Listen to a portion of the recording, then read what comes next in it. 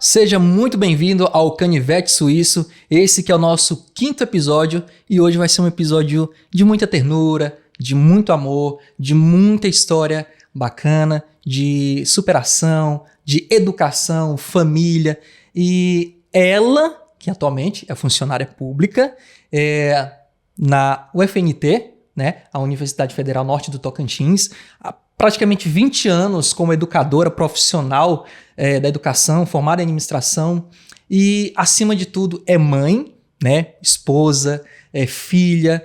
Com vocês, Janina Bruno. A Nina. Olá a todos, tudo bom, Hélio? Seja bem-vinda, professora. Obrigada. Eu chamo de convite. Professora porque, enfim, foi minha professora, né? Sempre professora, né? Uma vez professora, sempre professora. Muito obrigada pelo convite. Tô nervosa, mas muito feliz de estar aqui compartilhando com vocês essa história, porque o que nós vamos trabalhar aqui é a minha experiência de vida, né? A minha história de vida. E se servir para trazer alguma inspiração, algum conhecimento, que bom. Né? Não, com certeza vai sim inspirar, porque o pouquinho que eu já sei, né, com certeza já deu aquele toque no coração, já trouxe algo que realmente inspira, né? Como eu falei no início, vai ser um episódio muito cheio de doçura. Mas antes da gente começar, de fato, o nosso bate-papo, hoje o nosso episódio está sendo patrocinado pela Doçuras de Amor, que inclusive está aqui, nosso potinho com biscoitos artesanais, inclusive se a senhora quiser provar, é uma delícia, né? São biscoitos artesanais e se você quiser encomendar para colocar no hall do seu consultório, quiser trabalhar ali um chá da tarde com seus colaboradores, só acessar aqui o QR Code que está na tela e falar com a Neislane, correto? Ela que literalmente ela coloca a mão na massa e faz esses biscoitos que são assim, eu particularmente gosto muito do de café para tomar com café, tá? Então se você quiser biscoitos artesanais, né, para tomar café, lanchar, levar para sua empresa, inclusive os biscoitos são personalizados com sua marca, tá bom? Só acessar o QR Code na tela e falar com a Neislane, aí você segue lá o Instagram, conhece mais do trabalho dela e faz a sua encomenda, tá bom? Um toque de ternura para sua empresa, né? Olha só! Pois bem, professora, sim, mais uma vez, é uma alegria muito grande, de verdade, ter a senhora aqui construindo esse episódio, né, construindo o Canivete Suíço com a sua história, né? Eu tive a feliz experiência de tê-la como uma professora na época da faculdade e sempre que a gente se encontrou não somente em sala de aula, mas fora da sala de aula, a Nina sempre foi a mesma, né? Sempre essa pessoa acolhedora, esse espírito, realmente eu posso até dizer assim, espírito mãezona. Sempre fui um pouco mãe dos meus alunos, né? E assim, há sempre uma experiência a ser compartilhada. Sim. E durante todo esse meu período de docência, teve esse momento de vamos sentar e conversar? Vamos escutar? Vamos... São praticamente 20 anos já, né? São praticamente 20 anos da educação, né? Assim, porque eu já venho de uma bagagem de educação, né? Meus pais eram professores, hoje são aposentados. Então, assim, a educação permeou a minha vida. E apesar de ter feito uma graduação em educação, em administração, sim, o que seria, né, para outro viés, a vida me levou para a educação de fato, né? Tanto que a escolha pelas especializações foram na área da educação, né? O mestrado na área da educação. Então, assim, sempre teve permeado. E sempre me foi muito caro, né? Essa experiência, esse contato. Porque eu acho que a docência, ela traz um aprendizado novo pra gente, né? Porque, assim, você não tem só o que passar, a informação a passar. Você aprende muito com cada aluno, porque você tem perfis diferentes de pessoa que você vai se adaptando, você vai trocando. Então, assim, é realmente uma via de mão dupla a docência. Então, assim, sempre foi muito... E eu sempre tive essa experiência, essa abertura para o escutar. E falar também, né? Porque eu sou dessas que, se é para me contar uma história, porque quer uma devolutiva. E eu, sim, eu sempre dou o meu ponto de vista sobre cada perspectiva. A senhora lá na época da faculdade, a gente teve, né? Eu tive a experiência de tê-la como professora, como eu já falei, mas a senhora também trabalhou na parte de fundamental, se não me engano, né? Se não me falha a Foi memória. a minha primeira experiência, porque, assim, eu comecei a faculdade muito cedo. Quando eu passei no vestibular, antigo vestibular, eu entrei na faculdade com 16 anos. Né? Eu completei 17 já na faculdade. Meu Deus. Foi muito cedo, meu percurso de história. Logo assim, meus pais eram professores e eram professores da escola que eu estudava. Então, assim, eu não tinha muita opção de não estudar, sabe? E eu sempre fui não vou dizer melhor aluna, mas eu sempre fui uma boa aluna. Eu sempre busquei estar dentro dos melhores. Se é para estudar, é para estar ali. Então, assim, esse meu período, essa minha construção de vida do ensino fundamental foi sempre muito dentro daquele padrãozinho de quem vai concluir o ensino médio. E foi um percurso natural. Concluí o ensino médio, fiz vestibular, entrei na faculdade. Foi muito cedo, né? Logo depois que eu saí da faculdade, a minha formatura foi bem no comecinho do ano, a gente concluiu o ano, a formatura foi no comecinho do ano, eu logo me mudei de país. Eu tive uma experiência, eu tenho um pai italiano, então assim, tirei a nacionalidade italiana, a minha irmã, porque eu sou a caçula de 4, a irmã mais velha do que eu já estava morando lá, disse, vem, vamos fazer uma experiência. Eu fui para uma viagem de conhecer, sabe, com o meu pai, né, e quando foi em agosto eu já estava morando lá, então ficamos 1 ano e meio lá e retornamos, assim, experiências de vida, aprender língua, cultura, outro país, estar apaixonada pelo país que o meu pai é apaixonado, que é o país dele, né? Ele tem mais tempo de Brasil do que o que ele teve de Itália, mas ele é absolutamente apaixonado pela terra dele. Mas a mãe da senhora é 100% brasileira ou italiana também? A mamãe é babassulandense. Bem brasileira, né? Raiz. A história a história dos meus pais, né? Vamos falar da minha maternidade, mas se for a história dos meus pais, dá outro episódio, né? Mas assim, eu vejo que não tem como eu falar da minha maternidade sem falar do meu berço, né? De onde eu vim. O berço familiar. A pessoa que eu sou hoje, ela é construída a partir das minhas bases, né? Então, assim, eu venho de um lar cristão, católico, de um casamento sólido. Meus pais têm 53 anos de casados. Não é para qualquer um, não. Não é, e são apaixonados até hoje, sabe? Assim, moram pertinho de mim. Eu digo que eu fui a última, mas eu fiquei com os meus pais, né? Assim, eu me mudei para pertinho deles e é muito gostoso, porque hoje eu tenho a oportunidade maravilhosa de conviver com meus pais e ter meus filhos convivendo com os avós. Então, assim, é um privilégio.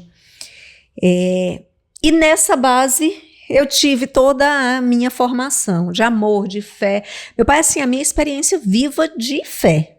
Sabe? Se pensar numa pessoa que ela é firme na fé, é meu pai. Se eu tiver que te dar um exemplo, é meu pai. Sabe? Aquela pessoa que tá ali. Eu costumo dizer que ele é um sonho e minha mãe é a realidade, e o sonho e a realidade se transformam e fazem acontecer. Assim, eu tenho uma base de casa muito, muito boa. E, voltando, esse dia você vai me guiando, porque senão eu perco pode ficar à vontade. O fio. Eu comecei essa minha vida de estudo muito cedo. Então, quando eu voltei da Itália, eu fui trabalhar. E aí eu consegui um contrato com o Estado para dar aula no ensino fundamental e ensino médio, no interior do interior do interior, sabe? Aquela experiência de vida que eu digo que todo mundo tem que ter, né? Porque é uma experiência de vida. Né? Então, assim, eu fui morar no Itapiratins, dando aula para turmas de 5ª série no ensino médio, sabe? Então, assim, você aprende muito com essas experiências de vida, porque você tem realidades de crianças que são, a grande maioria era da zona rural. Então, assim, com uma base muito precária ainda. É uma realidade muito diferente aqui da... realidade apesar da gente estar no interior do Brasil, né? Araguaína já está bem desenvolvida. É uma realidade muito diferente, né? Mas a gente ainda tem outras realidades. Então, assim, foi meu primeiro contato com a educação. Logo depois, eu tive essa experiência de passar para o ensino superior. Uhum. E eu me encontrei muito mais no ensino superior do que no ensino fundamental e médio. Eu já sabia que eu não tinha muita vocação, muito talento para o ensino infantil. Então, acho que, sob essa perspectiva, o superior me foi mais fácil, não é a palavra. Mas se encaixou melhor. Mas me encaixei melhor. Uhum. Até porque é realmente uma coisa que a senhora pontuou, a questão de se encontrar, né? Se identificar, se encaixar melhor com o ensino superior do que com o ensino fundamental. Eu acredito que não seja somente a questão do conhecimento para transmitir, mas também da habilidade para lidar com determinada idade, determinado público escolar, né? Então, eu acredito que tenha sido isso, né? São metodologias completamente diferentes, né? Então, assim, e o ensino superior apesar de todos os seus problemas, é gostoso, porque você tem uma experiência de adultos, Sim. né? De pessoas que já estão ali porque decidiram estar, né? Você está ali pensando na sua perspectiva de futuro com outro olhar. Então, assim, e foram 16 anos na Faculdade Católica. Então, assim, foi um tempo de experiência. E aí eu saí de lá e já entrei na UFNT, que não estou na docência, estou no técnico administrativo hoje na UFT. Mas é a educação pura e simples. E como eu recebi dos meus pais, eu passo para os meus filhos isso. Eu acho que não há outro caminho para além da educação, né?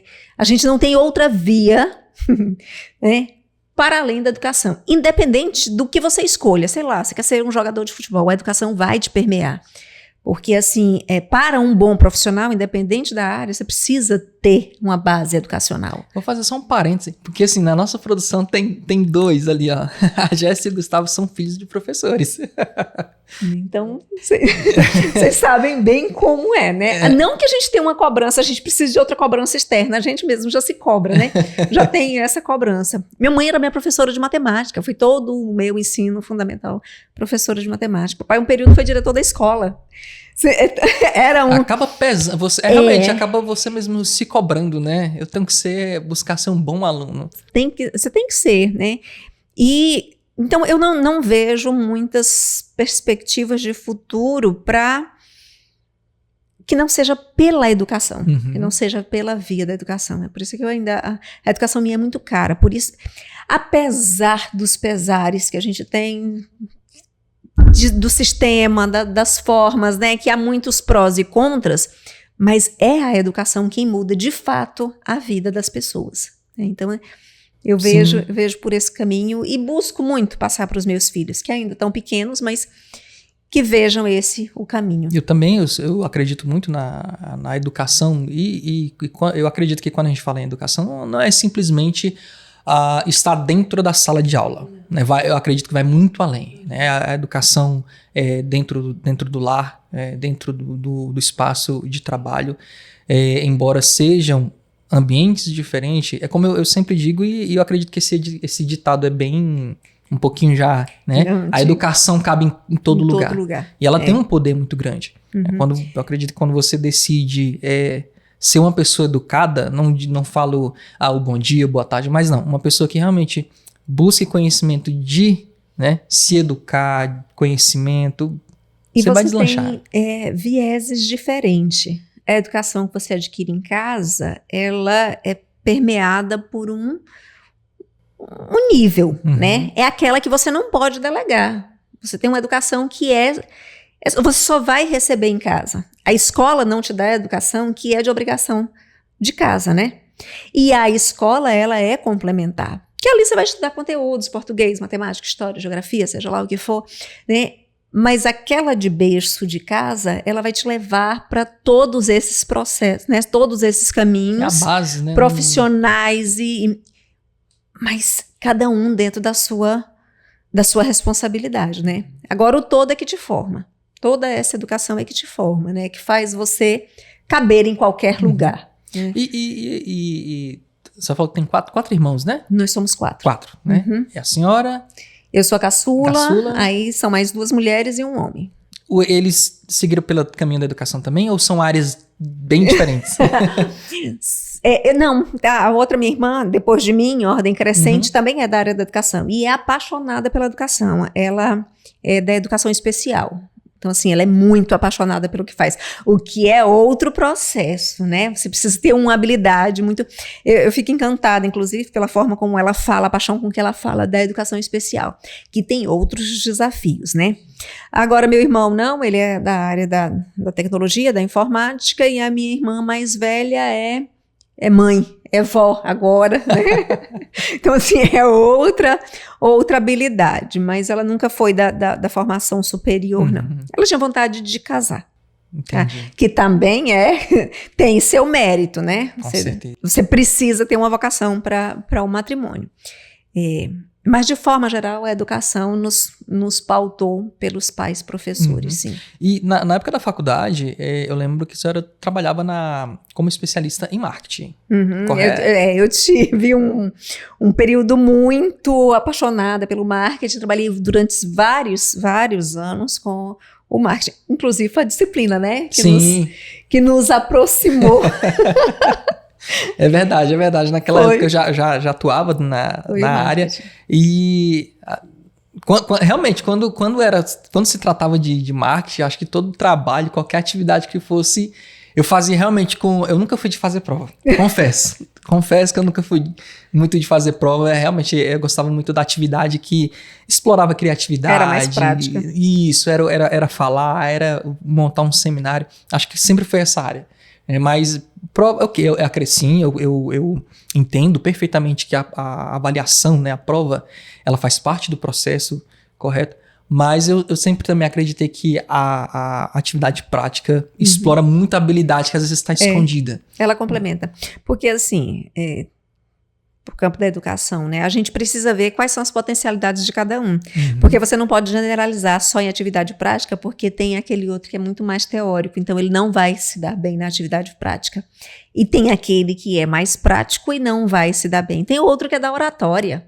E aí é a praia dele, né? Ele vai se dar bem naquele ramo e não na escrita. Então, assim, a metodologia com que você utiliza para avaliar uma turma, ela tem que ser diferente. Sim. Ela tem que ser diferente, porque cada um tem uma habilidade diferente da outra. Né?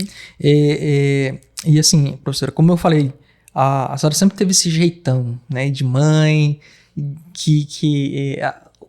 o jeito de ministrar a aula, o jeito de acolher cada aluno, mas hoje, de fato, né, a senhora é mãe. Mãe, né?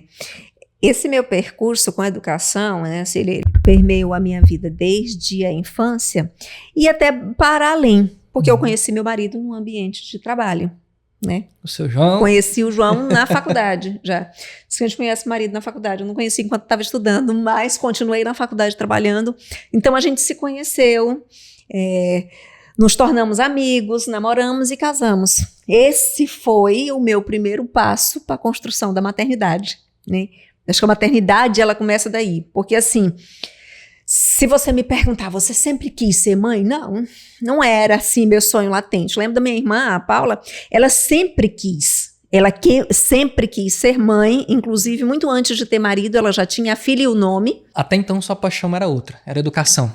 Eu nunca fui, assim, exatamente apegada, sabe? Sempre quis constituir família, né? É um plano, mas não era aquela coisa, assim, que era latente.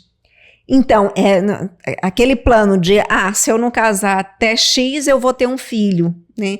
Não era exatamente, naquele momento, a minha escolha. Então, o casamento foi uma decisão e um passo para a constituição da família, né?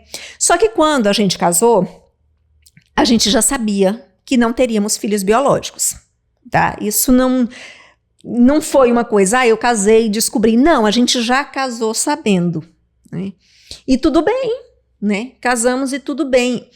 E ficou esse tempo, né? Nós casamos em 2013 e estava tudo bem até não estar mais, né? Tudo bem até a vontade, o desejo da maternidade crescer em mim. Porque foi a partir de mim, foi a minha maternidade que fez com que a gente buscasse, né? E não teve muitos dilemas, a gente não podia gerar. Então, qual era a possibilidade que a gente tinha, né? Para o meu desejo de maternidade? A adoção. Tá? Dentro daquela minha perspectiva cronológica, se você me perguntar, começar por esse processo antes da pergunta final, qual foi o período mais difícil, né? Porque talvez você pense assim desse processo, a decisão. A decisão foi, de todo o processo, a decisão foi o mais difícil. Porque a gente ficou de 2013 até começar a ter um processo ali daquele desejo de constituir família, de ter filho, da experiência da maternidade até 2019. Então, assim, foram 6 anos de um tudo bem até chegar nesse ponto, sabe? Então, assim, o processo da decisão, e aí? Porque não é um processo que você volta atrás. Ninguém que engravida, desengravida porque eu decidi não ser mais mãe, né? Não é. Você não faz isso. A adoção é a mesma coisa. Você não entra num processo que você que decide e de repente você diz, não quero mais, vou devolver. Para quem que você vai devolver um filho que é seu? Né? Que foi você que decidiu ter. Inclusive, na época, quando eu te falei, eu estava lá no núcleo de prática, né, e conversava com a Márcia, que trabalhava comigo. A Márcia tem 3 filhos, né? Eu perguntava para ela na época da gravidez e tudo, nenhuma das 3 gravidez foi planejada. Eu disse, olha aí, a minha foi. A minha foi planejada, foi desejada, foi buscada. Então, esse processo da decisão foi um dos processos mais difíceis, apesar de todos os desafios que teve depois. Porque é uma decisão que você toma que não tem a menor possibilidade de voltar atrás. Porque assim, eu lembro que quando a senhora compartilhou um pouquinho dessa história, inclusive lá no núcleo de práticas, um dos pontos que no início, acredito que um pouquinho depois desse início, né, desse processo, que era justamente o fato de não poder compartilhar sequer, né, uma foto das crianças, né? Porque foi pontuado, decidimos, e esse processo de decisão foi a 2, tá? Não foi um processo de decisão comunitário. Não, porque quando a gente decidiu nós vamos ter, a gente conversou com uma assistente social, só que já era conhecida nossa, do nosso ciclo, e trabalhava na vara da infância. Então, a gente buscou informação ali, quais eram os passos, o que precisava fazer e tudo. Até esse momento de preencher o cadastro, porque você entra no site, você preenche o cadastro e tudo, e lá você já faz. Sei, toda pessoa que entra nesse viés da adoção, vê as pessoas falando, você tem que preencher aquela lista e tudo, é como se você estivesse escolhendo na prateleira. Não, eu não senti isso, porque eu pesquisei muito, eu assisti muito vídeo, muito depoimento, eu li muito no processo da decisão. Então, para mim, não foi sofrível, sabe? Porque eu já sabia como é que era. Não me pegou de surpresa aquele processo da escolha. Então, eu lembro demais. Um dia à noite, a gente sentou na cama, eu e meu marido, abriu o computador, vamos, preencher o cadastro. A gente já tinha mais ou menos o perfil da criança. Bota um parêntese aqui. O que estava decidido a princípio, que era ponto-chave, que era uma criança, tá? Até 6 anos. Por quê? Porque o meu desejo de maternar permeava botar no colo. Botar no colo, ter sabe? Ter essa experiência de uma, não necessariamente bebê, porque nem era de 0, era de 1. Tá? A experiência do recém-nascido não me fazia falta, mas da criança que eu colocasse no colo, sabe?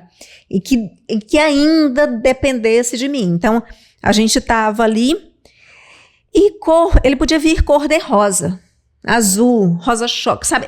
Não era um ponto.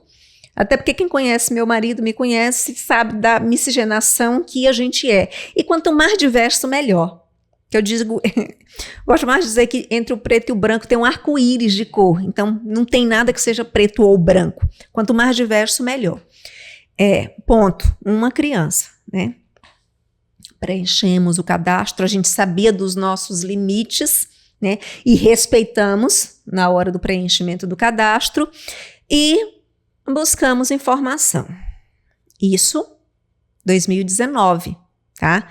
Final de 2019. Buscamos, preenchemos, entramos, informação, agora você entra no processo e tudo, imprime, coloca tudo bonitinho e vai na vara da infância. Corta esse processo aqui, tá? Da decisão. Final de 2019, eu tô num processo aqui de check-up, tá? O pai do João adoeceu, é do Maranhão, o pai do João adoeceu, estava com suspeita de câncer, ele vai no final do ano, em dezembro, às pressas para lá. O pai dele foi fazer um exame em Teresina e eu tô numa bateria de exame. Sabe aquele check-up com o ginecologista? Normal. Vou levar o resultado do preventivo para o médico. Eu tô na fila. Eu prometi para minha mãe que eu não ia chorar, mas tem algumas coisas que não funcionam. Tô aqui na fila, abro o preventivo, porque eu não sou dessas de ir buscar. Eu busco quando o retorno tá lá. Abri o preventivo aqui, tava uma pessoa na minha frente para entrar lá no ginecologista. Abri aqui, apareceu, suspeito para adenocarcinoma. Eu nunca tinha escutado essa palavra na minha vida. Você faz o quê? Né? Quando você não sabe o que é. Você dá um Google. Sim. Neste momento, eu tive a sensação de chão abrir. Sabe, aquele negócio? Eu entrei no consultório chorando. E perguntei pro médico, doutor, eu tô com câncer. Eu tive um diagnóstico de câncer nesse período. Eu tava com câncer de colo do útero. A trajetória da vida é muito engraçada, porque eu já tinha decidido ser mãe, mesmo não podendo gerar. Mas o fato, né, de você ter uma doença adia completamente os teus planos para tudo. E como eu ainda não tinha o conhecimento suficiente, você encara um diagnóstico como um atestado, né? Um prazo de validade. É isso que você vê. Saí dali, o médico me disse, não, calma, a gente vai fazer outros exames. Quando eu recebi o diagnóstico, o João estava em Teresina com o pai dele com suspeita de câncer, sabe? Eu lembro demais, porque são experiências que te fazem crescer ou te forjam na força. Eu saí do consultório, eram umas 3 horas da tarde, um sol que ele estava fritando o cérebro. Eu, com aquele diagnóstico, sozinha, eu sentei na calçada de um banco que era a sombra que tinha calçada. Sentei e chorei. Chorei. Eu disse, para quem que eu vou ligar agora para compartilhar? Na situação que o João tá, eu não vou ligar para minha mãe, porque não é uma coisa que se fale por telefone e tudo. Eu liguei para minha irmã. Ela não atendeu. Era horário de trabalho, né? Era bem compreensível, ela não atendeu. Então, assim, foi muito difícil esse processo nesse momento. Foi um fardo bem pesado. Né? Bem pesado. Para você respirar, suspirar. E eu tinha aula à noite, né? Então, assim, eu precisava me recuperar para estar a profissional à noite em sala de aula. Era final de semestre. Eu não tinha como não cumprir com os meus compromissos. Aí, tá. Vou e respirei. Eu lembro que eu passei lá na igreja, estava aberta ali na matriz, eu entrei no Santíssimo e entreguei lá nos pés do Santíssimo, né? Eu disse, eu ainda não sei quais são teus planos, mas seja feita a tua vontade, porque a minha eu vou fazer. Vamos lá. Seguiu, tudo bem, respirei. Vamos embora, e vida que segue, porque eu não sou dessa de esperar, eu busco. Aí eu fui buscar informação, o que era, como é que era, o que era que fazia. Volta. Consegui falar com o João, óbvio, é uma notícia que você não dá por telefone, mas tinha o que fazer.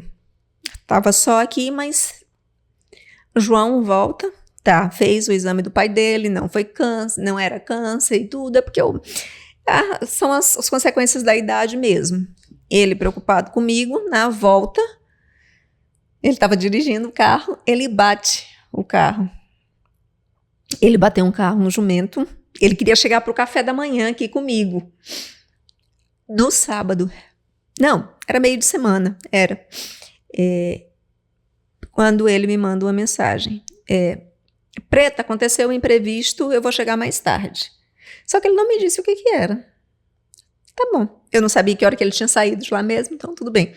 Quando ele chega aqui, ele já chegou à noite, com o carro num guincho. Eu digo para ele que o meu coração ainda tá batendo porque eu o vi antes de ver o carro. Porque se eu tivesse visto o carro, eu diria, ele não sobreviveu. Então, assim, foi um final de 2019 muito difícil. Muito difícil. Superamos, encarei, eu olhei o bicho de frente, eu li, eu pesquisei, eu disse, tudo bem, vamos encarar. Então, eu fiquei ali, volta aos planos, você revive, você respira, volta aos planos. O que acontece em 2020, né? Pandemia. Voltamos, nosso plano inicial eu tô aqui, eu tô bem, eu não adoeci. Se perguntar se adoeceu, não adoeci, eu tive um diagnóstico e passei a tratar, né, esse problema. Quando foi em março de 2020, é vida que segue, eu não vou morrer mesmo, não é agora que eu vou morrer, então vamos continuar nossos planos, né? Eu mesma disse para mim, não vai ser dessa vez. Aí quando foi em março de 2020, depois de pesquisa, reúne a papelada, vamos no fórum, né? Voltando aqui com parêntese para poder... voltamos no fórum. Exatamente nesse dia que nós chegamos no fórum, a Araguaína tinha acabado de fechar por causa da pandemia, né? Então, o fórum não estava mais com atendimento presencial e tudo, nós com um papelzinho lá com a documentação, botamos no bolso de novo e voltamos para casa. Fica parecendo um videogame, né? Parece que é uma fase... você vai passando de fases, tá? Não desistiu, o que a gente vai fazer? A gente protocola em anexo e tudo. Não, o fórum vai estar funcionando para o presencial com todos esses protocolos de segurança, tal horário. Voltamos lá de novo, na data agendada, com todo o protocolo de segurança e fomos levar a nossa documentação. Gravou, né? Uma criança. Uma criança. O protocolo estava lá, a documentação estava lá. A assistente social, aquela que nós conhecíamos, foi inserir o cadastro, né? E no final de semana, a gente ia para a chácara, nos finais de semana, lá na chácara não tinha sinal. Aí ela tentou ligar no final de semana, tentou, a gente não viu, né? E tudo. Quando foi na segunda-feira, eu vejo uma mensagem dela, disse, Nina, tentei falar contigo no final de semana, estava cadastrando o processo de vocês aqui e vi que era só uma criança. Mas, como acontece em muitos casos, a pessoa se habilita para uma, mais tarde ela quer outra, eu já coloquei no teu cadastro logo 2. Porque caso vocês queiram depois um irmão, já vai estar habilitado, já vai estar no cadastro. Iniciativa própria dela, né? Eu não questionei também, né? Eu não fui lá dizer, não, eu quero só uma, né? Porque poderia, né? O meu até cadastro por N fatores, né? Fatores econômicos, estrutura da casa. E eu entendo também, porque hoje, depois de conhecer várias pessoas do mundo da adoção, eu sei que isso acontece, né? A criança depois quer um irmão e você tem que começar o processo todo de novo. Você começa do zero, sabe? Para ter outra habilitação. Então, assim... Quem se interessar pelo viés da adoção, saiba que se você é habilitada para um, você vai entrar na fila para um, senão, aceitamos ali o processo com 2, mas sempre na cabeça. A gente quer um.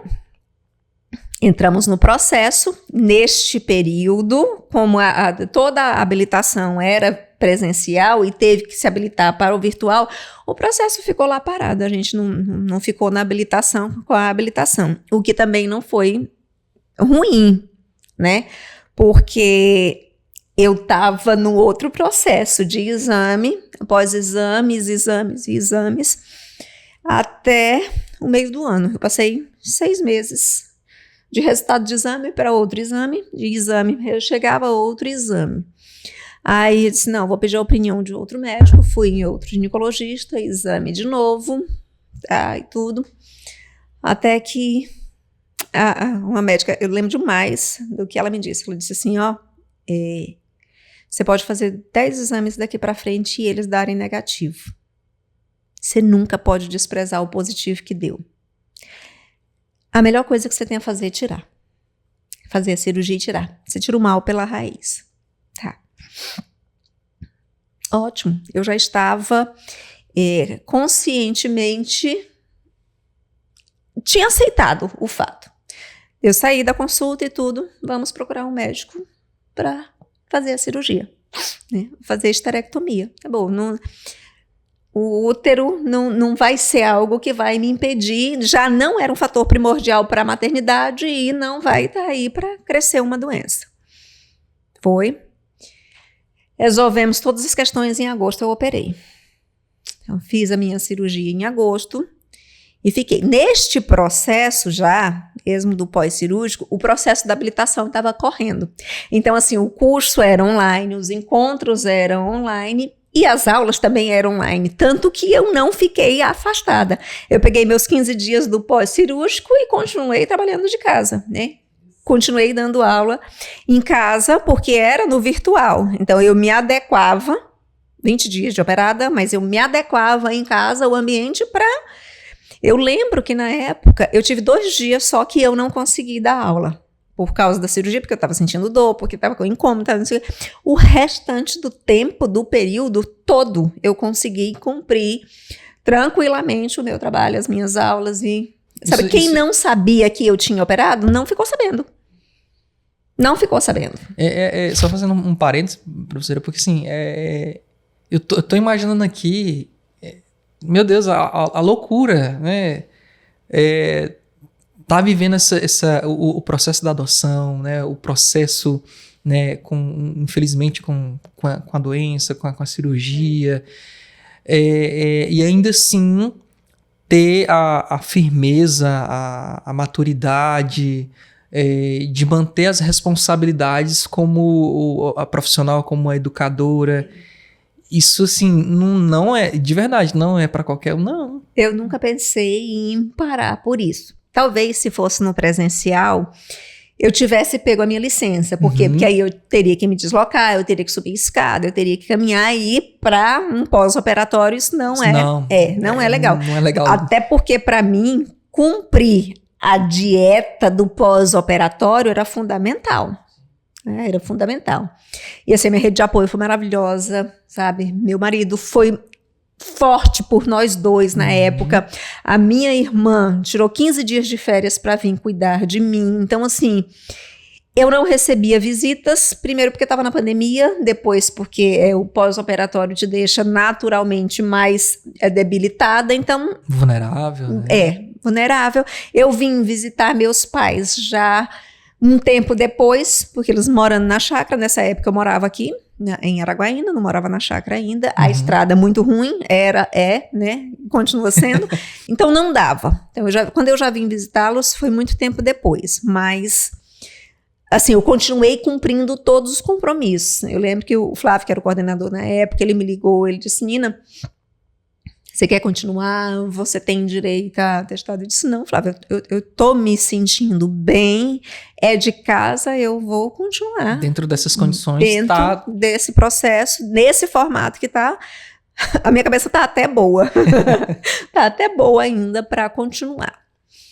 Certo, e aí, passou, eu me recuperei, fizemos todo o processo ali do curso para habilitação, que foi online, e aí chegamos no final do ano.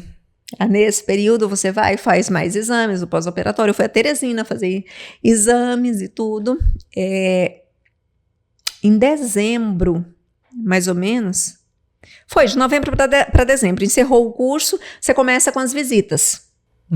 Porque para quem não entrou no processo da adoção e tem interesse de entrar, você cumpre todo esse é você processo. Ir conhecer... A visita dos profissionais em sua casa, Uhum. né? Porque aí você tem a assistente social, a psicóloga, a terapeuta. Tudo para avaliar o perfil. Tudo para avaliar. São profissionais diferentes que fazem visitas diferentes à sua casa. Então, começaram as visitas. E às vezes mais de um, sabe? Ele vai ver o teu ambiente, ele vai ver as condições, se tua casa tem condição de receber a criança naquela faixa etária, se você, quais os motivos que te levam a querer ter, a adotar, né, a criança, a querer ter filho. Se você é emocionalmente equilibrado para tudo pra isso. Para tudo, porque assim, é você, na adoção, é você quem busca a criança. A criança não te busca. Ela tá lá, ela tem a necessidade de pais, tem. Você tem a necessidade de filhos. É o encontro. Uhum. É um encontro. E a via legal é a única via que existe. É a única via que existe. Não tem outra via que não seja a via legal. É por isso que eu digo que é a minha experiência. Porque, assim, muita gente às vezes escuta o depoimento e acha que vai ser. Mas não, cada experiência é uma experiência. Porque nós passamos por todo esse processo, né? Foi um ano. Eu levei a papelada lá em março. E foi um ano. Em janeiro nós estávamos habilitados. Em janeiro, tá? Habilitados e tudo. Depois da habilitação, você vai para a fila. Você recebeu só um sinal de que você está apto. Você está continuar... habilitado, você recebe o certificado da habilitação e automaticamente você vai para a fila. Você está apto a adotar, né? Para adoção. Nós fomos habilitados em janeiro. 9 meses depois nós conhecemos nossas crianças. Eu tive uma gestação normal. Eu tive uma gestação normal de 9 meses. É um tempo de espera? É um tempo de espera. É um tempo de ansiedade, é um tempo de angústia. E eu vou te falar uma coisa. Eu busquei me preparar. Eu li, eu assisti entrevista, podcasts, experiências de outras pessoas que já tinham adotado diferentes perfis de crianças, de bebê a adolescente. Mas nada te prepara para a maternidade, a não ser o filho. Né? Aquela máxima de nasce um filho, nasce uma mãe, é a mais verdadeira. Né? Meus filhos chegaram, eu me tornei mãe. Eles não sabiam ser filhos e eu não sabia ser mãe. Há um choque natural nesse processo. Eu lembro que quando foi outro marco, né? Meu telefone chegou a mensagem em outubro, nas vésperas do dia de Nossa Senhora Aparecida. Chega a mensagem da assistente social.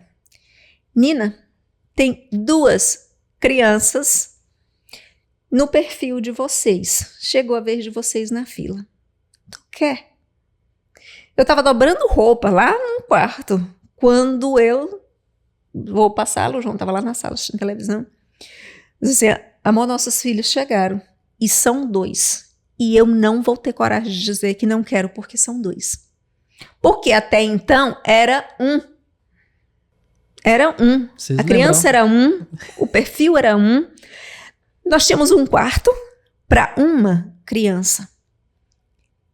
O João parou, coçou a cabeça. Nessa hora, a energia acaba lá em casa. Eu tinha mandado pelo menos umas 5 mensagens para assistente social de pergunta. Como é que é? Quem são? Que idade? É menino? É menina? A cabeça nessa hora... Foi a 1000 e a energia acabou. Pensa num coração aflito neste momento.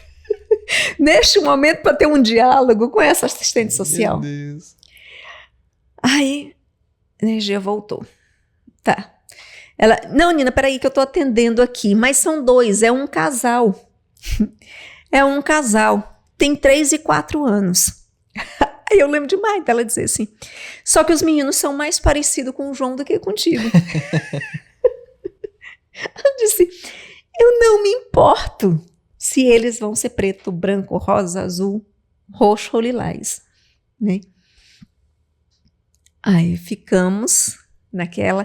Ela disse, não, porque se vocês não quiserem, só tem mais um casal para o perfil. Olha a dificuldade, porque eram 2 crianças. Porque não é fácil realmente você começar já a maternidade com 2. Tá. Nós fomos, conversamos, aceitamos, marcamos. Sim, corta. Era a véspera do feriado de Nossa Senhora Aparecida, o fórum entra de recesso. E a gente só pode visitar depois da autorização do fórum. Olha o feriado inteiro com um coração de mãe ali que quer ver seus filhos. Agendamos com a casa, conseguimos, né? Depois do feriado, conseguimos. Dia 15 de outubro, nós fomos na casa. Porque eles estavam acolhidos aqui. Fomos na casa conhecê-los. E eu não sabia se eu sorria, se eu chorava, se eu estava feliz, se eu estava nervosa. Foi uma confusão de sentimentos tão grande assim, aquela sensação de medo do desconhecido, Sim. De realização, porque era um sonho. Meus filhos estavam nascendo, né? De fato nascendo para mim. E eu lembro quando chegou, abriu a salinha. Na hora que nós chegamos lá, que a gente entrou para a sala, tinha um menino arrastando um carrinho. O João chegou para mim e ele disse: aquele bem ali é nosso filho.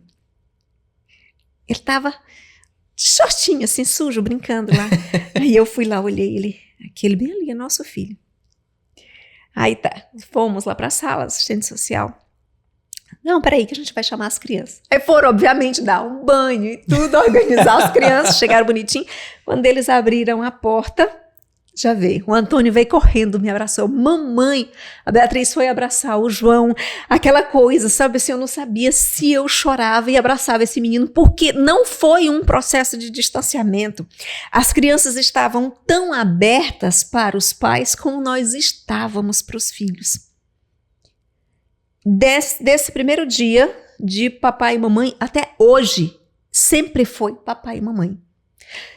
Eu nunca, por isso aqui, de novo, a experiência é minha. Eu nunca escutei um "você não é minha mãe" ou "eu quero voltar". Nunca tive essa experiência, sabe, assim. Porque eu sempre busquei deixar claro, desde que os meninos chegaram, eles nasceram para mim, deixar claro para eles: eu sou a mãe de vocês, independente do que aconteça. E afirmar isso pra eu senhora sou mesmo, a né? mãe, eu sou a mãe.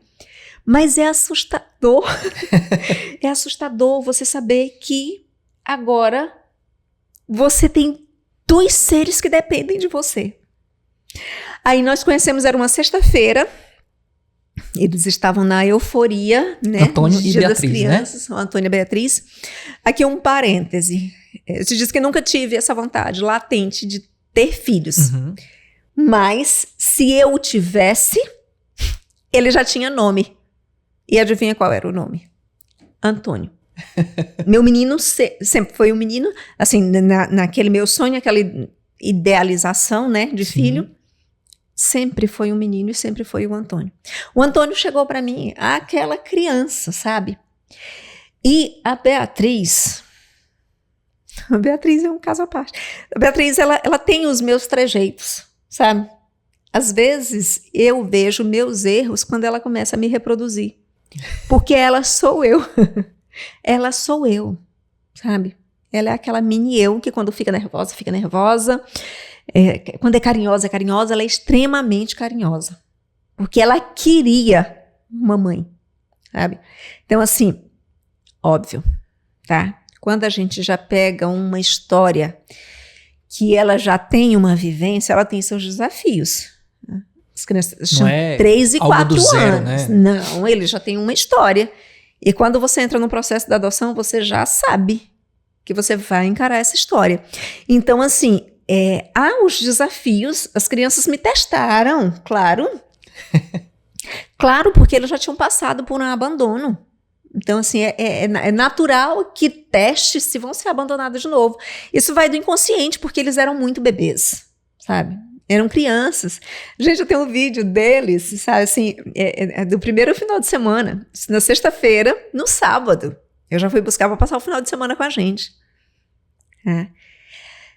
Neste processo, eu falei para vocês que era foi muito nosso, né? A decisão foi muito nossa. Sim. Depois que nós entramos com o processo, a gente avisou a família.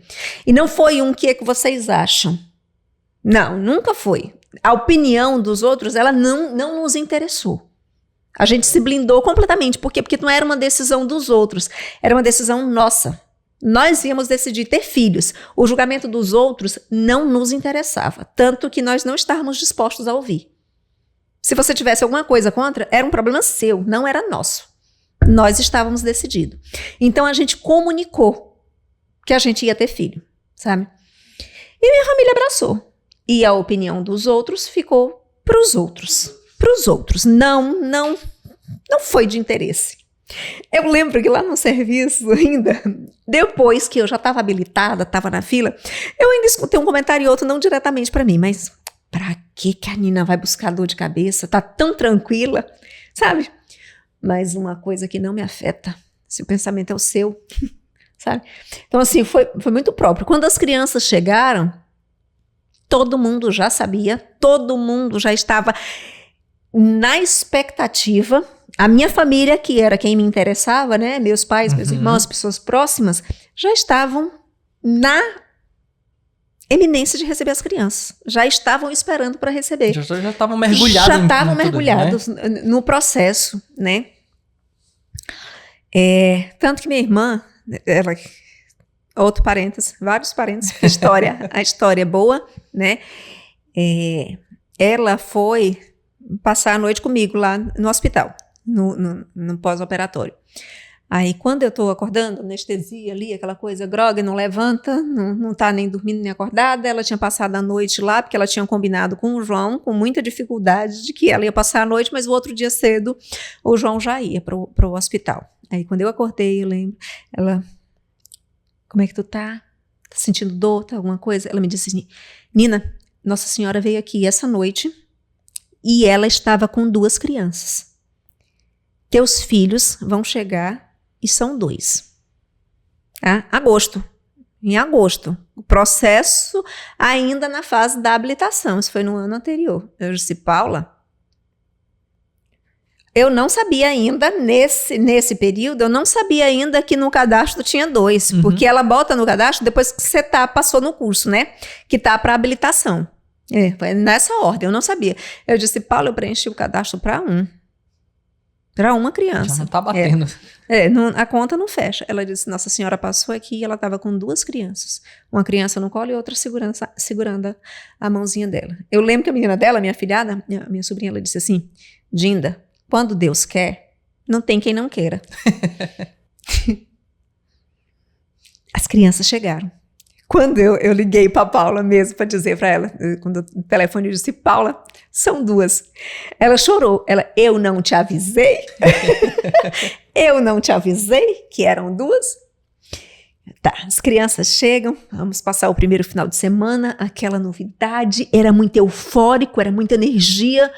Os 2 fomos para a chácara, apresentamos para o pai e para a mãe, aquela coisa, muita energia, muito caos, porque nós tínhamos conhecido 2 dias antes, a gente não tinha se preparado para. O João começou a reforma no quarto. No quarto, praticamente no dia que as crianças foram dormir lá. Eu pego um colchão, levo para o meu quarto e tinha que entregá-los lá, né, na casa, na segunda-feira, antes das 6:30 da manhã, porque eles iam para a escola, já estavam na creche, né? Gente, vocês não têm ideia da minha casa na segunda-feira de manhã, cedo. Um furacão passou, foi um tornado que passou pela minha casa nesse processo de acordar, tomar banho, arrumar as crianças, dar café da manhã e entregá-las lá às 6:30. Quando eu cheguei de lá, eu já fui para o serviço na segunda-feira, quando eu cheguei em casa no almoço, que eu olhei, tinha leite derramado, tinha o colchão no chão, lençol bagunçado, roupa, toalha de banho. O caos. Eita, a vida que eu pedi a Deus. O caos reinava na minha casa. Eu disse assim, eu preciso aprender a ser mãe. Eu preciso aprender a ser Professora, só uma perguntinha. Esse final de semana que as crianças passaram com vocês, tem um protocolo de devolver num determinado horário, né? Tem um período... É realmente um período de teste, né? Que é chamado, ou tem um outro nome? Adaptação. Adaptação. É o período de adaptação. Nós ficamos 15 dias na adaptação com as crianças, sabe? Então, você precisa de uma autorização, você assina um termo, o juiz libera para que você vá lá, pegue, porque é um período normal de adaptação. Sim. A não ser que ele seja recém-nascido, que a criança ainda não tenha vontade própria, né? Consciência da vontade, nessa outra fase, quando ele já tem um entendimento, há a fase de adaptação. Porque assim, não é só você que vai se adaptar às crianças. As crianças precisam te aceitar, né? Elas precisam, porque o maior interesse é o da criança. Então, é uma fase que tem todo o protocolo. Você assina um termo de responsabilidade, há o processo de liberação do juiz, e nós ficamos 15 dias assim, porque nessa ida e volta. Eu acredito que não é só uma questão de protocolo. Existe uma questão emocional, psicológica. Porque você não pode pegar uma criança, as crianças eram muito, muito novinhas. Eram 3 e 4 anos, 3 e 4 anos. O Antônio tinha 3 anos. Porque eles são do mesmo mês, né? Praticamente tem filhos gêmeos. Porque são todos 2 de janeiro. A Beatriz fez 9 anos, dia 2 de janeiro. O Antônio fez 8, dia 20 de janeiro. Então, assim, eu tenho a mesma faixa etária. Qual é o lado bom disso para quem vai ter filho? Tu tem a mesma demanda o tempo todo e quando ela passa, ela passa. Mas é em dobro, tá? A demanda é em dobro. Mas é bom, eles são super companheiros um do outro. Eles brincam e brigam na mesma proporção como bons irmãos, mas eles não se desgrudam, tá? Eles fazem companhia um pro outro. E aí há essa fase, né, de adaptação e tudo. A gente pega, leva para dormir em casa, adapta, apresenta esse novo lar para as crianças, né, até a liberação da guarda provisória do juiz. O que no nosso caso demorou 15 dias, foram 2 semanas. Que foi aquela parte que a senhora compartilhou comigo lá atrás, que não podia postar foto, não podia apresentar, né, de maneira pública. Porque as crianças... Eu lembro até que quando saiu a guarda provisória, que já foi finalzinho de outubro, bem no finalzinho de outubro, né? Quando você tem a guarda provisória, eles já podem ir definitivamente para sua casa. E eu transferi eles de creche, porque eles estudavam numa creche lá próxima à casa, né? Que era muito contramão da minha casa. Aí eu consegui ainda uma vaga numa creche próxima para eles concluírem esse final de ano. Eles nunca tiveram dificuldade de adaptação. Beatriz é sociável num nível. E se ela chegasse aqui, ela já estava conversando com você, sabe? Assim, puxou para a mãe. Super sociável. O Antônio é mais tímido, mas como a Beatriz conversa, ele entra na conversa ali, sabe? E tudo, e ele já se acha e pronto, tá tudo certo. Então, assim, foi um período, e até a guarda definitiva, né, quando você recebe a guarda definitiva, você vai lá no cartório, você tira outra certidão de nascimento, as crianças estão agora com o seu nome e sobrenome, né, é um outro processo. Então, é um tempo, tudo leva um tempo e é o tempo legal e é um tempo justo. Sabe? Então, esse processo de adaptação é difícil. E aí, como eu estava lá na minha listinha, eu tive o tempo de provação. Nós tivemos... As crianças chegaram definitivamente no final de outubro, quando foi em dezembro, meus irmãos vieram, Natal, estávamos lá na chácara, todo mundo conhecendo e tudo. Nós tivemos um episódio assim que eu digo que foi o teste da minha vida. Antônio com 3 anos e meio, né? Tá lá brincando com a Beatriz, nunca ficaram só, porque eu sou uma mãe do tipo galinha, que meus pintos tem que estar debaixo da minha asa, sabe? Não tem essa de, menina, tá pra onde? Não sei. Eu sei, tá? Eu tenho que saber, sabe? Então, tem que estar sempre ali. E eu sempre fui assim com as crianças, desde que elas chegaram. E tá, brincando ali na terra e rola, não sei o quê. Dou um banho nele, o Antônio começa a passar mal à noite. à noite, passou mal. Isso do dia 23 para o dia 24 de dezembro, as vésperas de Natal. Aí, passa mal e tudo. Não, é só cansaço da noite. Dá um remedinho aqui, um ibuprofeno para ele relaxar, para dormir. Nós passamos a noite em claro. O Antônio queixando de dor, gemendo, com sede, não sei o que, não sei o que. A noite em claro, eu e ele ali, ele só gemendo, eu sem saber. Quando foi assim umas 4h30, 5 horas, o João já tinha levantado, que ele tinha uma encomenda de um porco para matar e tudo, e estava lá naquele serviço e tudo. Eu levantei e fui trocar a fralda do Antônio, e ele estava com xixi preto. Ele tinha feito assim um xixi escuro à noite, mal passado, aquele menino gemendo, estava assim muito mole.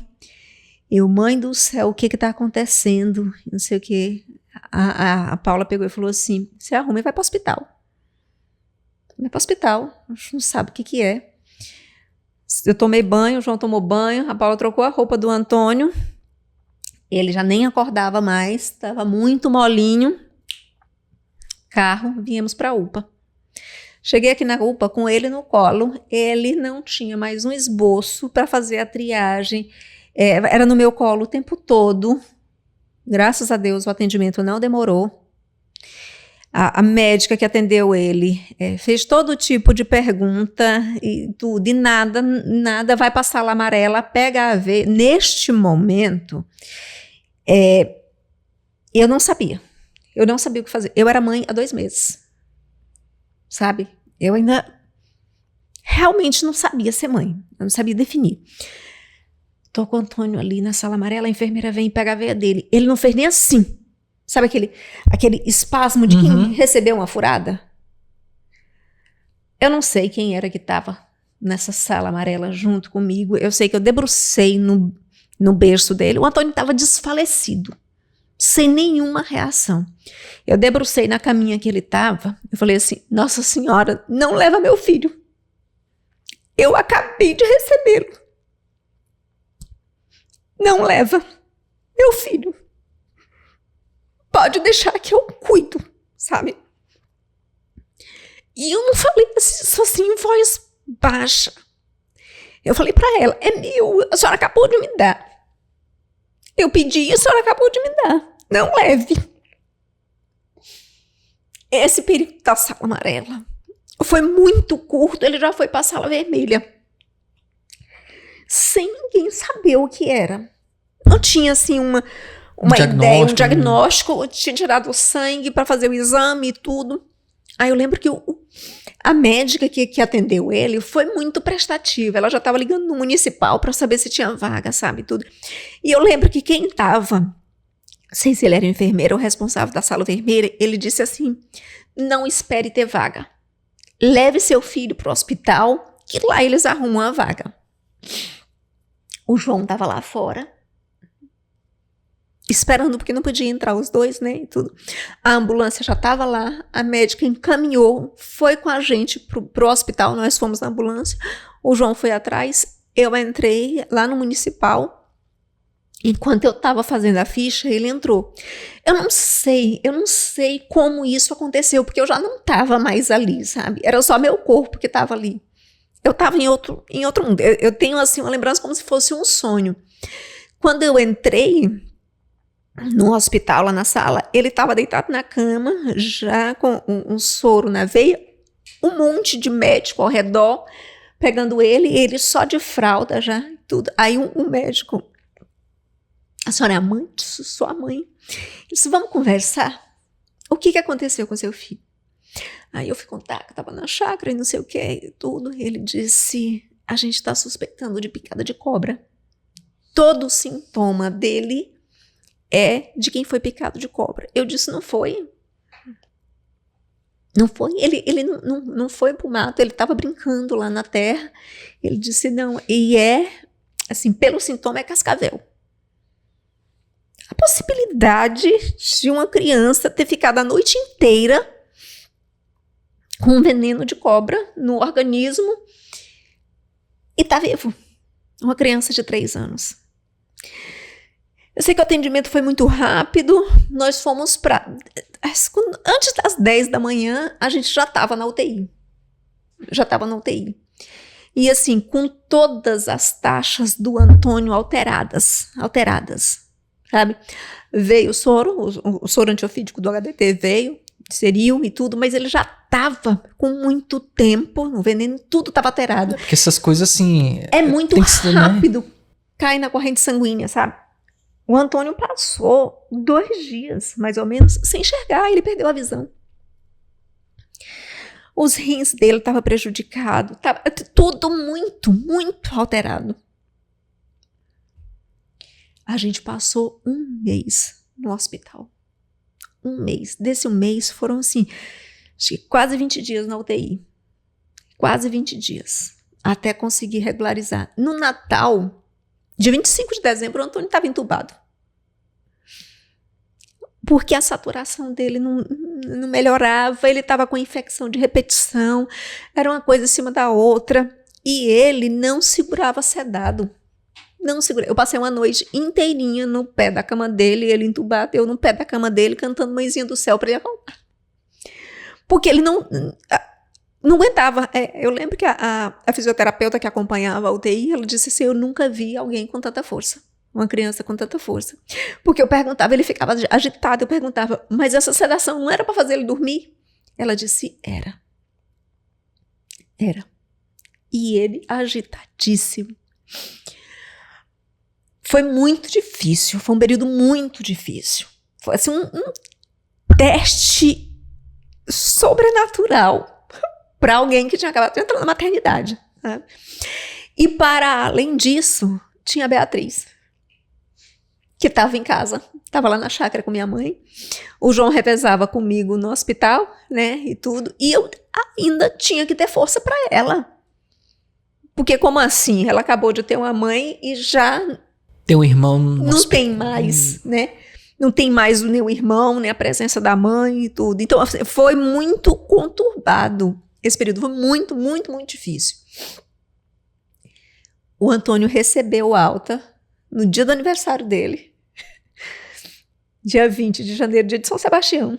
Nós saímos de lá. Eu estava assim, eu digo que eu estava uma casca. Eu não estava mais eu estava uma casca. O Antônio muito pouquinho. O aniversário da Beatriz, a gente comemorou o João indo trocar comigo para dormir, trazendo ela, e eu saindo do hospital, indo para Via Lago para poder comemorar com ela. Um algodão doce, um brinquedo, não sei o quê, porque era o aniversário dela. O primeiro aniversário dela com a gente. Sabe? Quando o Antônio recebeu a alta, eu estava de licença maternidade, tá? Porque quem adota tem direito à licença maternidade. Eu tirei meus 4 meses de licença maternidade. Então, eu estava em prol deles. O que é muito importante, é fundamental. Fundamental. Aí nós fomos comemorar o aniversário deles dois. Aí foi o bolo, o balão, o parabéns, a vela. E o meu milagre, Antônio não tem nenhuma sequela. Nenhuma sequela. A visão... Desse episódio, nem a visão, nem os rins, nem nada, porque depois passou um tempo, óbvio, depois que eu passei esse trauma, né, esse tanto de tempo no hospital, foi muito, muito difícil, vários episódios muito difíceis, sabe? Lá dentro, assim, de você não saber como é que reage, o que é que faz. Mas cria vínculo. Cria vínculo, porque você está ali, aquele amor, porque nem quando você gesta, você não ama, você tem os 9 meses de preparação de amor para aquele ser que você vai amar, que você não conhece. Na adoção também, porque teu coração se expande e você está aberto para amar, mas o amor é uma construção, né? Você vai construindo esse amor diariamente na convivência, nas dificuldades, nas alegrias, é naquelas pequenas brincadeiras. Sabe? Aquele teu desejo de ouvir mamãe. Gente, com 1 semana eu disse, se eu ganhasse 10 centavos por cada mamãe que eu escuto, eu estava rica, porque era muito, muito. Sabe? Há muita demanda e todos os dois queriam a minha atenção ao mesmo tempo, a disputa. Você é uma coisa que demanda de você e você tem que estar muito aberto. E se a gente parar para pensar, o mamãe que foi tanto, né, Tão chamado, sonhado. é algo externado, né? É deles. É deles. Se a gente pensa, imagina, acredita que é a sede que eles tinham, né? O desejo também que eles tinham. Uhum. E, cara, nossa, tô aqui pensando, realmente, como que uma criança de 3 anos, né, ter aguentado com tanta força, porque a senhora falando tudo isso, eu já tava imaginando. Porque meu pai foi picado por cascavel. Meu pai, ele já é idoso, ele, né, mora no Pará.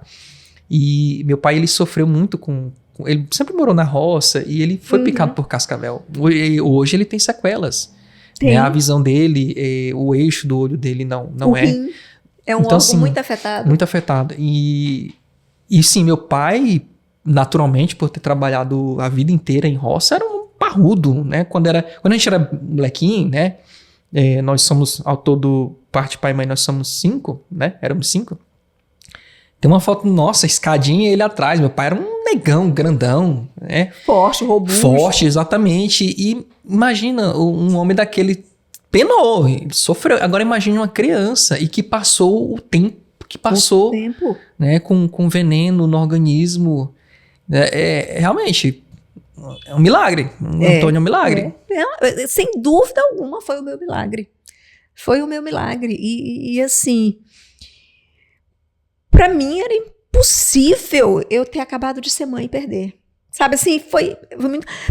Aquele momento, lá na UPA, daquela sala amarela, para mim, ele tá tatuado aqui no meu coração como um aviso de Nossa Senhora. Ela diz assim, calma, você ainda vai ter outras lágrimas, outros choros, mas foi muito difícil, foi um teste muito grande para minha maternidade, sabe, assim, porque estava muito recente. Estava muito, muito recente ainda, a gente ainda estava assim num turbilhão de entender o que é cada tudo coisa. Muito novo, tudo né? muito novo, tudo muito novo. E cada fase é uma fase. Cada fase é uma fase. E aí, o mundo volta a girar normalmente, porque as coisas vão se encaixando, né? Se você pensar, eu não lembro como era a minha vida antes das crianças. Como era? Tu tinha um mundo de paz que você conseguia dormir, que... Não sei. Não sei se eu tinha. Eu sei que a paz que eu tenho agora é de estar deitada na minha cama, sobre o meu teto e saber que meus filhos estão em segurança. Sabe?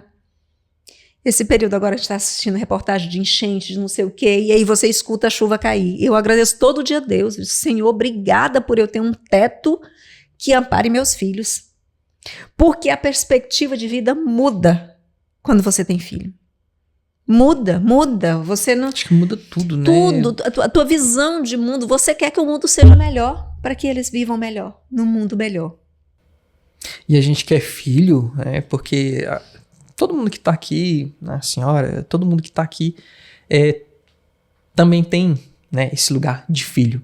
E a gente acredita, a gente vê que os nossos pais, né, as pessoas que nos criaram, né, elas querem o melhor pra gente, né?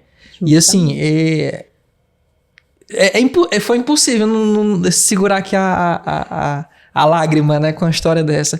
Porque assim, dentro desse contexto, né, dessa história de adoção, acredito que a senhora já saiba disso. Eu fui criado por duas tias, né? São primas do meu pai. Mas são minhas mães, né? Elas me criaram desde pequeno, mesmo antes de 1 ano de idade. Elas te adotaram. Exato. Não por essa via legal, né? Mas te adotaram. Me adotaram. Então, assim, de fato, eu sou um filho adotivo. Né?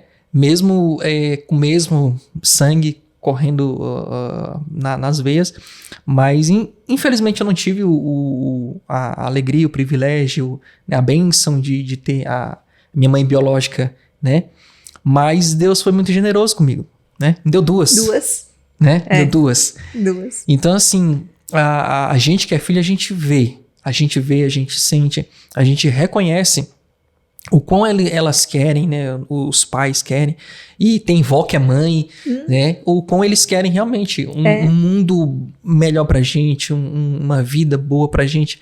Aquilo que eles não tiveram, né? Você quer sempre o melhor. É sempre o melhor. Sempre o melhor.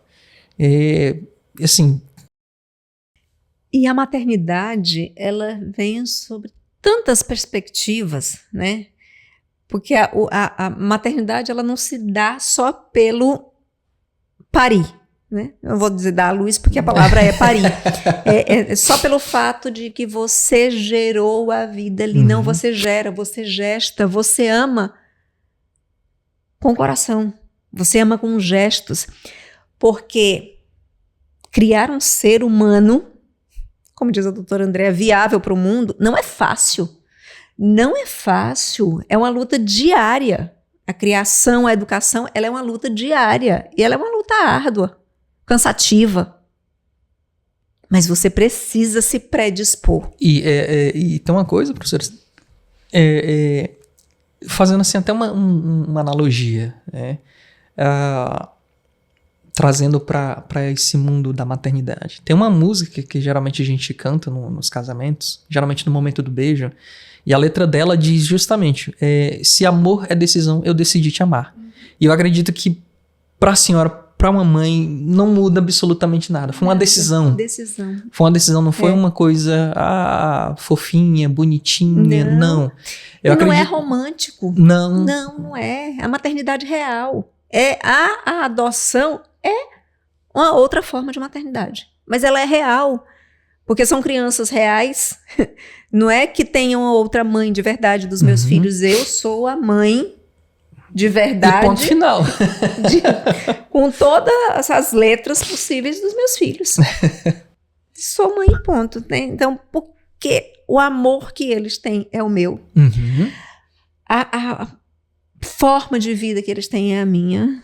O desejo de crescer, de viver, o que eles estão vendo é o que eu estou passando para eles, né? Então, assim, são meus. Ponto. Ponto, né? Então, assim, a adoção é só mais uma forma de maternidade. Não tem nada de muito romântico, muito bonito, muito caridoso. Não é um ato de caridade. Pelo contrário, né? Tem muito desafio, né? Pelo que a senhora contou, trouxe. Muito desafiador. E ainda mais a realidade que a senhora viveu, né? Momentos que, nossa, burocracia, infelizmente, não tem como a gente não tocar nisso, porque foi uma coisa que mudou a vida de muita gente, foi a pandemia, né, dificultou a vida de muita gente, foi desafiador, então assim, até uma analogia, lógico, não tem como comparar, mas realmente foi um videogame que foi mudando de fase. Foi mudando de fase. Foi mudando de fase. Professora Nina, a gente tem perguntas da produção, tá? São perguntas mais técnicas, mas assim... Se eu souber responder. Com certeza sabe sim. Mas até então, a história trazida, não tem como a gente não se emocionar, não tem como a gente parar para refletir na condição de filho, na condição de futuros pais, porque assim, uma coisa é certa, a gente não sabe o dia de amanhã, não sabe, a gente não sabe, e eu acredito que a senhora não imaginava passar pelo que a senhora passou. Meu Deus, nunca. Né? Nunca. Mas assim, é algo inspirador, de verdade é algo inspirador, é algo que realmente toca a gente lá no fundo, né? Vamos lá para perguntas da produção. A senhora mencionou, né, quando a senhora mandou seu breve currículo. ainda ela mandou um dossiê. Era só pra não me perder. Mas no que a senhora relatou, né, antes da gente conversar, né, a senhora mencionou que a maternidade, né, se fortaleceu na provação, né? Lógico, sem entrar em detalhes, como a sua fé, né, te sustentou nos momentos em que a adaptação ali no berço familiar, foi desafiador, né? Então, como é que foi que a fé sustentou a senhora em tudo isso? Porque, assim, a senhora deixou muito claro que a fé é algo muito escancarado. Muito. Né? Muito. E foi primordial. Sem, eu não teria conseguido. Porque, assim, não é esse mar de rosas, não é bonitinho. Teve dias que eu sentei, chorei e disse, eu não vou dar conta. É fato, né? É muito desafiador. É uma carga emocional muito grande. Então, sim, teve dias que eu sentei, eu falei pro João chorando, eu disse, eu não vou dar conta. Sabe? Então, assim, eu chegava, eu conversava diretamente com Nossa Senhora. Eu disse, Nossa Senhora, a senhora é mãe. A senhora é mãe, a senhora entende a minha dor, o meu sofrimento, né? E mãe de muitos. Eu disse, vá lá, coloque a minha dor nos pés de Jesus e diga que eu preciso de força. Eu preciso de força porque sozinha eu não dou conta. Então, a minha base de fé, e olha que teve dia que eu pensei que realmente eu não ia dar conta. Não ia dar conta da demanda, eu não ia dar conta do recado. Só que eu não tinha outra opção a não ser dar conta. Não tem meio termo, né? Não tinha outra via, não tinha o que fazer. Com erros e acertos, eu precisava dar conta, né? Então, assim, a fé foi o que me sustentou, é a minha base, e é até hoje, tá? Não pense que o mundo voltou a girar e não tem desafios, tem, porque as fases, elas vão passando, realmente. Eu tô com meninos aí que vão entrar na adolescência, né? Então, outra fase. O jogo muda completamente de fase. Então, assim, é na base da fé, é na base mesmo da busca. Meus meninos rezam comigo. O João acabou de fazer um oratório lá em casa para mim. Então, assim, eles vivem esse momento, né? Eu começo uma novena, eles começam comigo. Eles têm a Bíblia da criança. Eles, sabe, já estão na fase aí do catecismo doméstico. Então, assim, é uma base que me sustenta. E falando em base, já aproveitando esse gancho, no seu dossiê, a senhora deixou muito claro que a sua base familiar, os seus pais, né, foram fundamentais para a sua formação, não tanto quanto pessoa, como profissional também. E o que a produção preparou, eu vou unir duas perguntas numa só, né? A senhora deixou claro que a educação transforma destinos, a senhora acredita muito nisso, tanto que praticamente 2 décadas trabalhando na área, né? Tomando o exemplo dos seus pais, e hoje, na condição de mãe, isso fez mudar a sua carreira profissional? Hoje a senhora tem como o papel de mãe, os seus filhos, como uma ferramenta a mais para ser uma profissional melhor?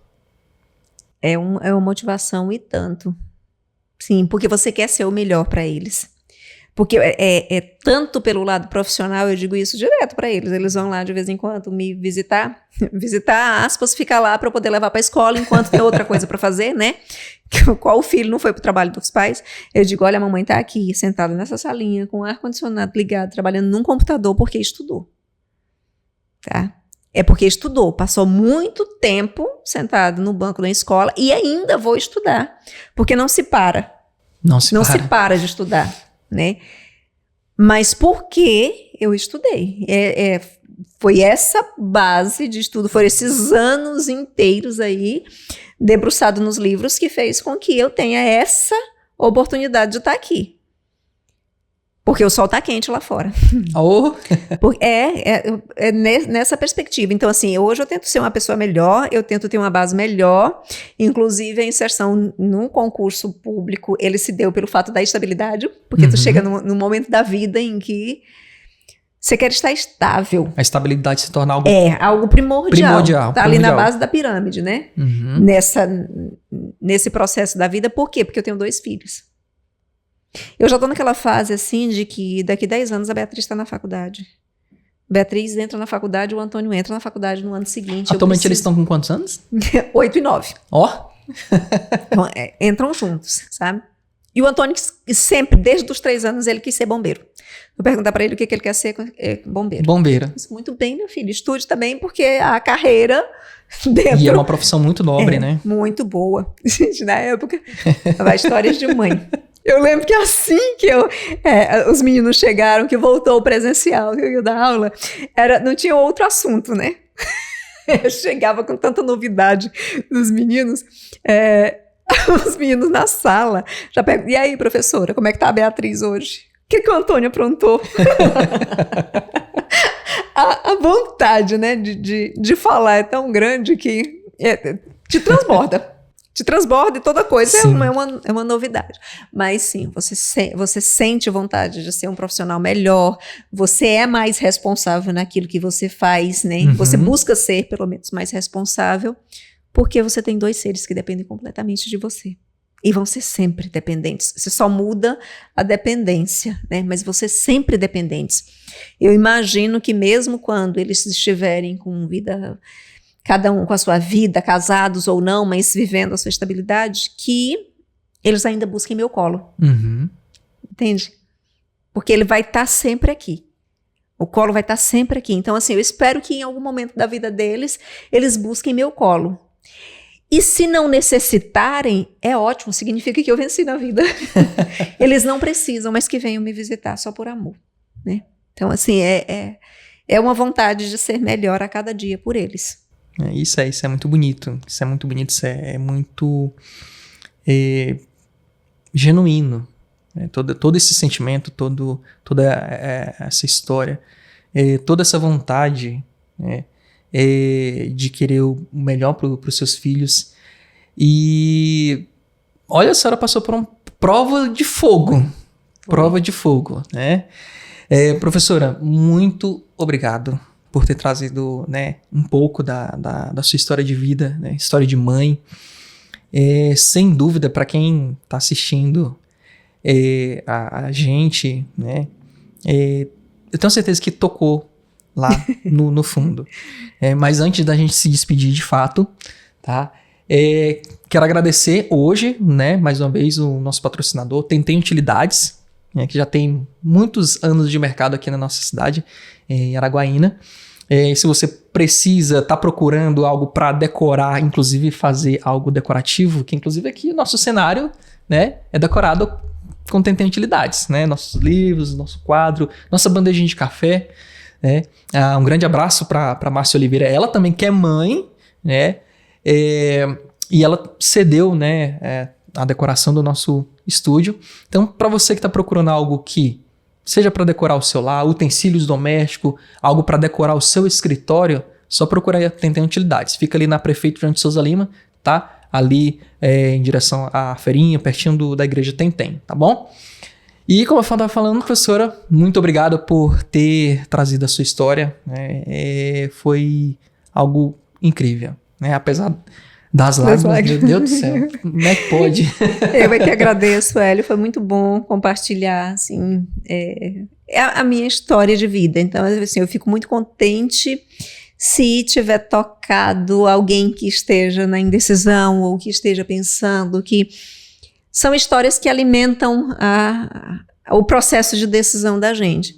E te agradeço imensamente, porque eu não esperava. E também, assim, é uma gratificação do meu lado profissional. Porque se você me convidou é porque acredita na minha história. E isso se faz por uma história profissional também, né? Foi o nosso contato de trabalho, né? Na minha vida profissional, eu encaro isso como um sucesso, né? Esse retorno, essa busca dos meus ex-alunos, né?